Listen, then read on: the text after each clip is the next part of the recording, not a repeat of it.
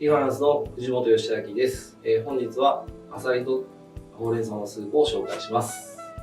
うまみ調味料を一切使用せず、素材のうまみを存分に生かした食べるスープになります。揚げたり炒めたりなど、一手間かけるだけで格段に美味しく仕上がります。ぜひお試しください。アサリとほうれん草のスープの、下準備をしていきます。具材を切ります。ニンニクですね。これは芯を抜いたものですね。抜いてください。ニンニクはみじん切りにします。玉ねぎのように切ってもらえれば。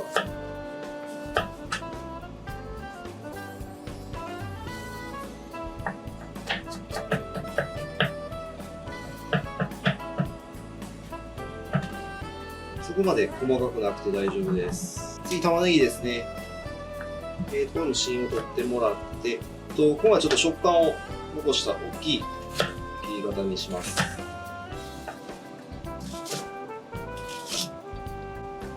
で、セロリです。気になる人は筋を取ってもらっていいんですけど、今回はそのまま。これもちょっと食感として残しておきたいので、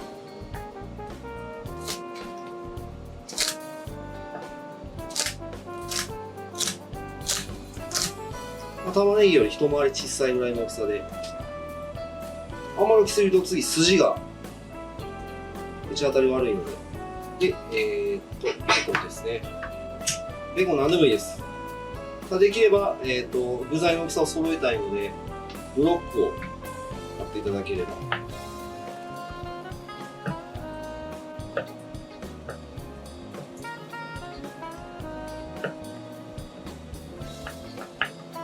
大きめに。あんまり細かく切ると煮込んでる間にベーコンから味が抜けてしまってベーコンが美味しくなくなるので、ほうれん草しっかり洗ってもらって、でこの根っこですね、根っこも栄養がたっぷりあるので今日は使っていきます。ミキサーにかけてピュレにするので問題ないです。ミキサーにかけるときに硬いと滑らかになりにくいので、この根っこの部分ちょっと熱いんですけど我慢してもらって30秒ほど先に入れてしまいます。でこの時にそのままおひたしとかで食べるんでしたらさっと20秒ぐらいで揚げてしまうんですけど、今日はピューレにするので少し長めに。ただあまりボイルするとすぐお湯に全部うまみと栄養が流れてしまうので、それも30秒ぐらいですかね。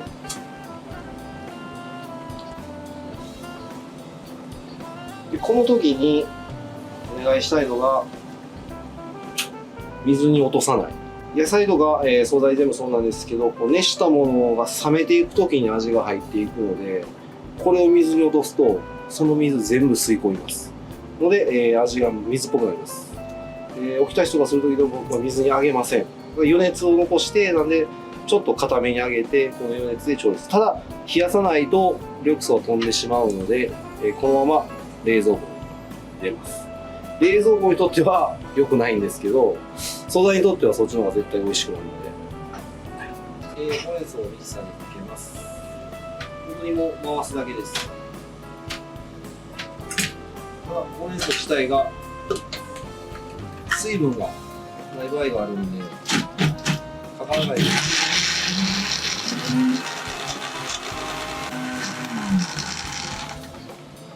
5人分ぐらいやってもらうと多分きれいにかかるんで、周りをしながら。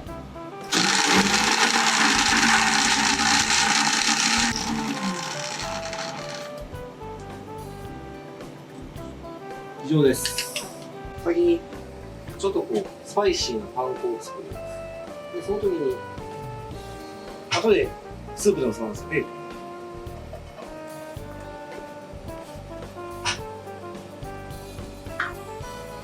で油ですね。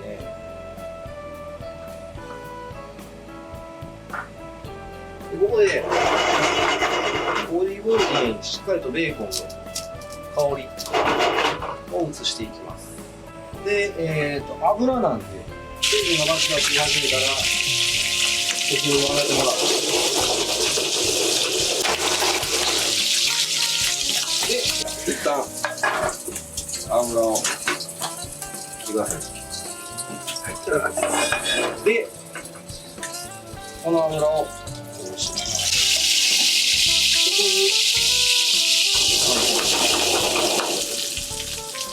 に色づき始めたら火を止めてください。でこの余熱のある時にカレー粉、そうすると非常に香りのいい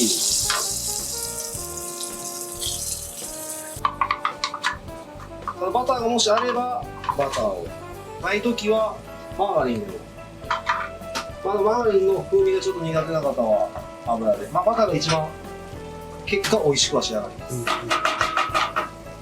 ここでニンニクを先に少しで、パスタを作るわけではないので、ここでニンニクを例えばきつね色になるまでとかっていうのはいらないです。軽く先に火を通してもらったら、一気に残りのセロリ、玉ねぎで先ほど使ったベーコンを炒めていきます。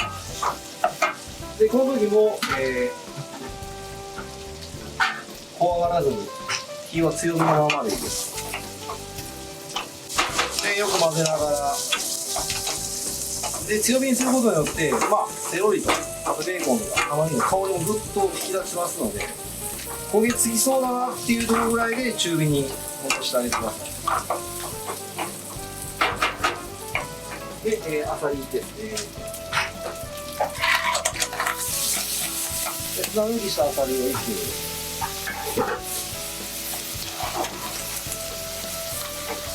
あさり入れることによってまたあさりの水分も出てきますので、余計焦げにくくなります。で、こういう、もう、玉ねぎも、セロリも、もう食べれる状態になってきたところで、白ワイン。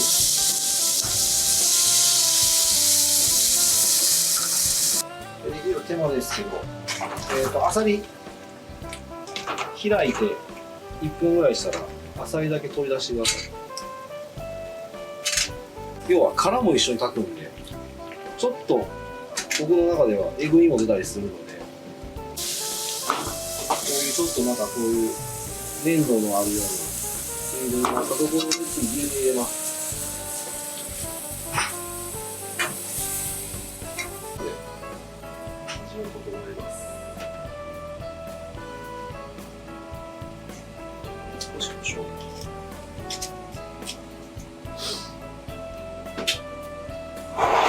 で、ひと煮立ちしたら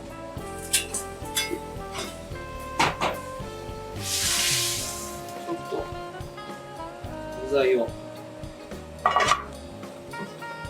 押してもらって液体だけ。あまり具材もずーっと煮込んでいくと味が抜けていってしまうので、あくまでも味のある状態でスープにしてはちょっと濃いかなぐらいの味付けにしてもらって、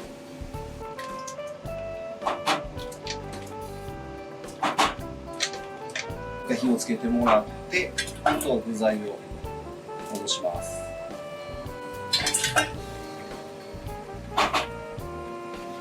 で、あさりを戻します。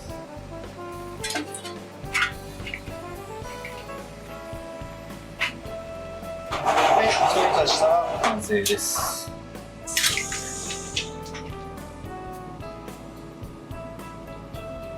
スープというのは食べるスープ。